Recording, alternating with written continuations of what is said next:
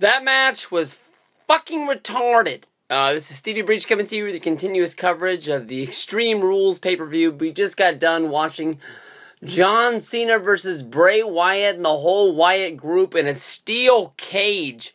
This match was bad. The only thing that I will give it to you is that I did sort of like that they had to basically set up the whole deal of, you know, John Cena had the cage to keep the Wyatts out, but the Wyatts were still able to beat down on Gina. Damn it, Gina! Martin's up in here. But, basically, you know, the Wyatts were still able to beat down on Cena from outside of the ring while he was inside of the cage that was supposed to protect him from going outside. Also, they kept him from leaving the cage, but Cena being Cena was, oh, look, up in the air, it's a bird. It's a plane. No, it's Super Cena himself making his return in 2014. We are still talking about Super Cena himself, which came to life around 2005. Almost 10 years from here. This was a match that honestly nobody cared about. Shout out to my buddy Break the Wall 10, none other than Bobby from New Jersey, as well as the Lorenzo brothers live at this show. I am sure that they left this match to go get some nachos from the nacho stand.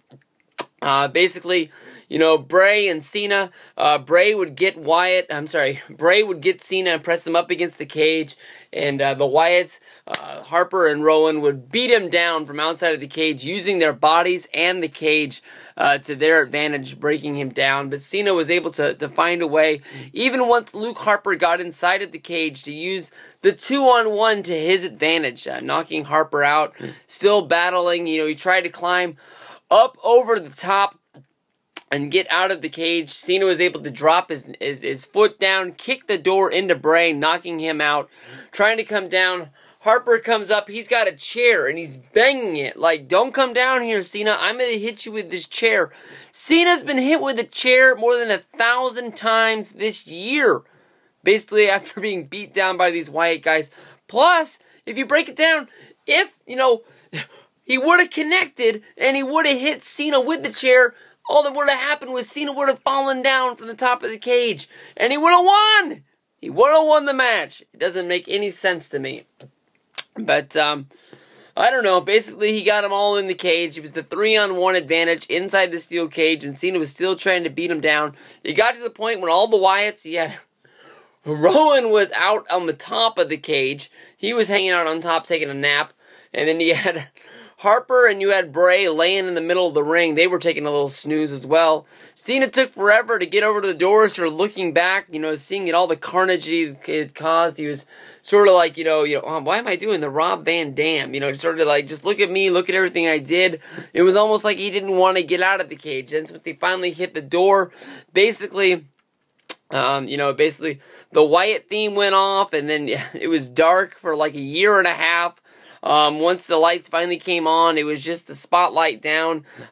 Face to face with Cena was a little kid. One of the kids that probably adores him, that probably cheered him on the way to the ring, that did the John Cena call. Avenue! And basically, I don't know, he had the freaking, Ole Anderson, or was it Arn Anderson? One of the Andersons did the voice of the Shockmaster. You know, basically singing the whole world in his hands, basically really slow, really deep, really, just trying to creep everybody out, but nobody cared in the first place. Cena himself, when he looked at the kid, wanted to laugh, almost broke character, and basically, Cena was freaked out. Bray Wyatt hit the Sister Abigail, and he was able to leave out of the cage, and he took the kid with him when they went to the back, and I guess the whole thing is that, he's turning him, and now all of the, all the little Cena followers are going to be brainwashed and follow behind him, but, oh man, they're showing highlights of the WLC. I gotta find a way to watch this. Hopefully this will be uploaded onto the network, and I'll be able to check it out right there. Maybe I'll be able to check it out on YouTube. I don't know how they do the pre-show now that they're not on pay-per-view. I wonder how they do it, but I'll find it one way or another. What's he going for? He's on top of the ladder. He's like 2 feet high. I don't know. I'll wrap this up, and we'll go from here. But basically, John Cena loses. Bray Wyatt gets the win in a not the way that we were looking for. We all wanted Bray Wyatt to kill John Cena, as in not like kill the guy where we don't see him for 6 months. We just wanted to beat him, and then we wanted to just, you know, have somebody beat John Cena. That's basically all we were looking for. But peace out. We'll see what happens on Raw. My bet is these guys go at it again on Payback.